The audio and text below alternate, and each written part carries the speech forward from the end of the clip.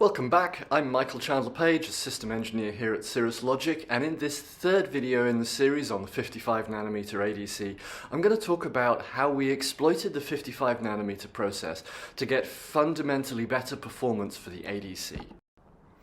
So let's start by talking about dynamic range. This is really about minimizing all the sources of noise in the entire signal path.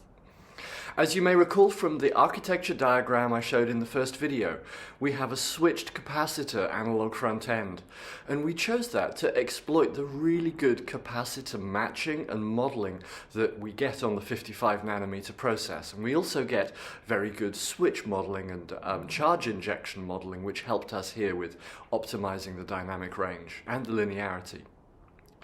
We also have better transistor intrinsic gain, which again helps us improve the dynamic range. And when we put all the sources of noise in the system together, it is then dominated by the noise floor of the analog front end, which has this lovely property of being white. And that gives us a flat noise floor all the way out to 50 kHz, as you can see on the plot there.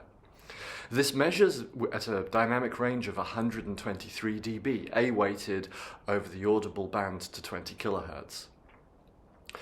Also, considering linearity, we have really high quality device models for the 55nm process that enable very accurate simulation. So of course we started out by designing the ideal circuit schematic and simulating that and iterating the design until it gave us the THD performance we wanted. Then that gets laid out into silicon. We extract the parasitic values from the layout, put that back into the simulation, check the performance, alter the schematic, and iterate around that loop.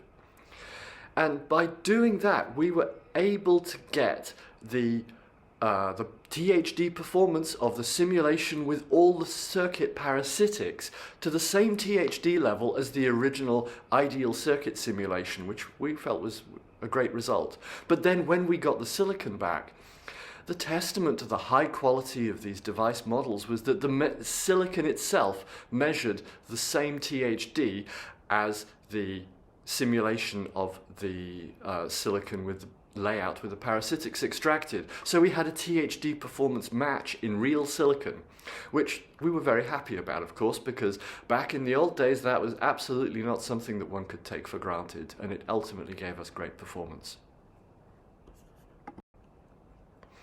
So then, considering the decimation filter, this is really the thing that defines the transfer function of the signal path for the ADC.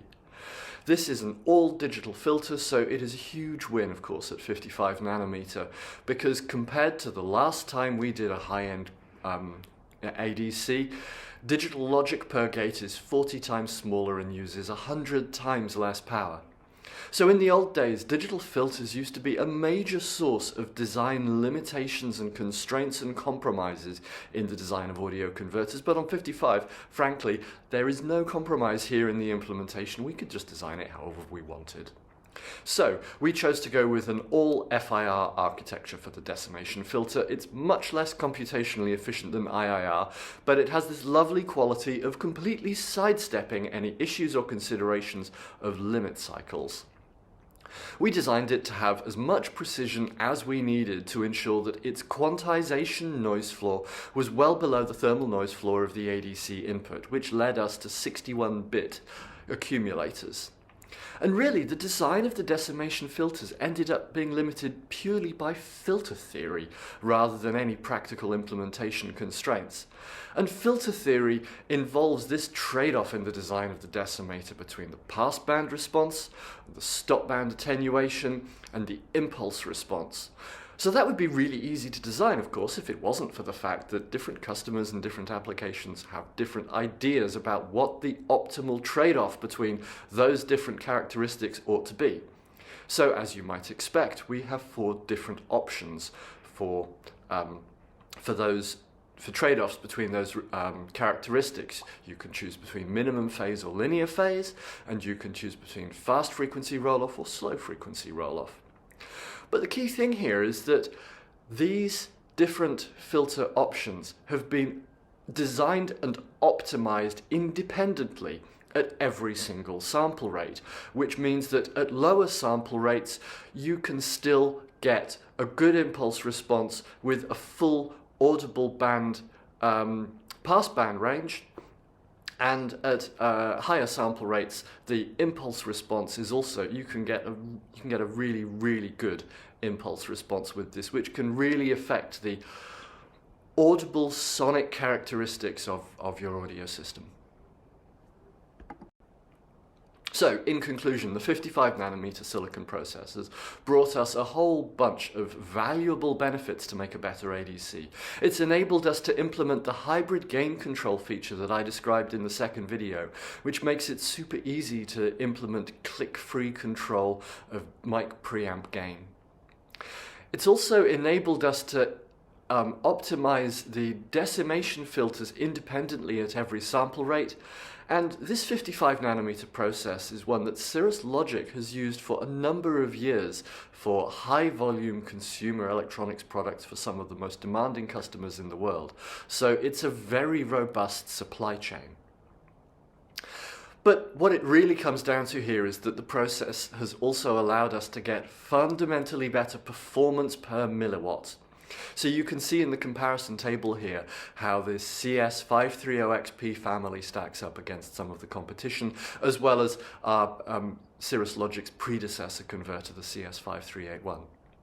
Now, the datasheet figures for the CS5308P, as you can see, are not quite the very best claimed datasheet numbers in the industry, although they're obviously well up there in the premium segment. But using the CS5308P, it is easy to design it in to get the claimed performance numbers from the datasheet. And of course, as you can see in the power column there, where it really differs compared to previous devices is that the power consumption per channel is vastly lower. This, of course, is going to be very useful if you want to make battery-powered devices, but it's also useful for things like stage boxes for live sound, where you have a high density of ADC channels in a unit that can maybe be operated in thermally challenging environments. This is useful for thermal management inside the devices as well as power supply design. And finally, as you would expect, the cost of this product range is not significantly more than other existing premium ADCs on the market. Thank you very much.